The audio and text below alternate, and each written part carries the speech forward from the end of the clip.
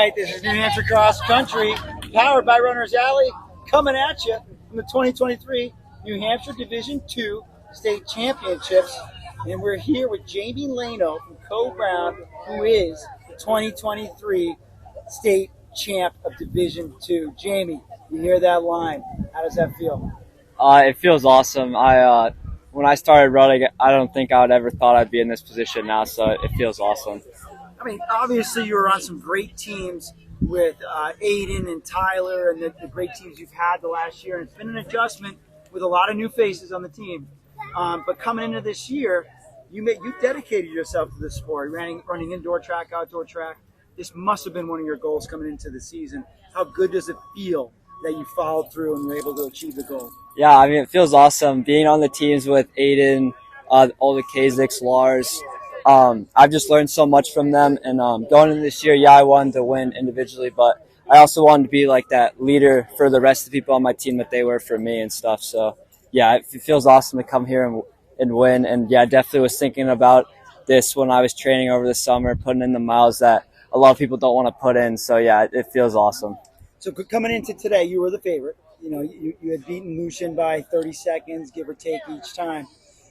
Have you ever been a favorite in a race before? Maybe in cross country. In cross country, not an invitation. So how did that feel coming into a state championship as a favorite? And did that factor into your race plan at all, or what was your race plan coming in? My race plan was I talked with my coaches to figure out what the best thing to do was, and it was basically just I'll let the first mile be the first mile. Don't really go out through in like 5:05ish. Yeah, yep. So like that was perfect. Like I went a little bit harder at Manchester Invite, but it was also a lot cooler that day. So I knew like with how I work in the heat, which isn't always awesome, that like a nice, smooth, effortless first mile was gonna be the best for me. And then going in to the 2 mile, I want to just maintain on that first hill and then really put the hammer down. And I would emphasize the put the hammer down part, but I think today I maybe went a little too hard between the hills. I definitely separated myself from the field there, but coming down to the field, the last K, I definitely felt how hard I went that second mile.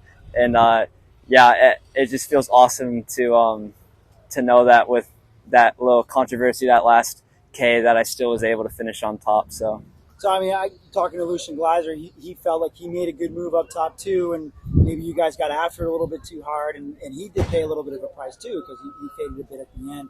So that seems a jive, you know. And did the heat have something to do with that too, or you just feel like you just cooked it a little bit too hot up there? Yeah, 100%. I think the heat has to do with it. I mean, I wouldn't say like I'm like the heat really affects me really hard, but I would say like I haven't had like the best positive experiences in the heat. Like some of my bad races have been in the heat. So like coming in today, I knew that like when it got hard, I just had to stay present in the moment, and like that last K like was nothing pretty. That was just me trying to stay present and like just like kind of put my heart out there for my teammates, because I knew like I had to finish the race. I had to finish strong for my team.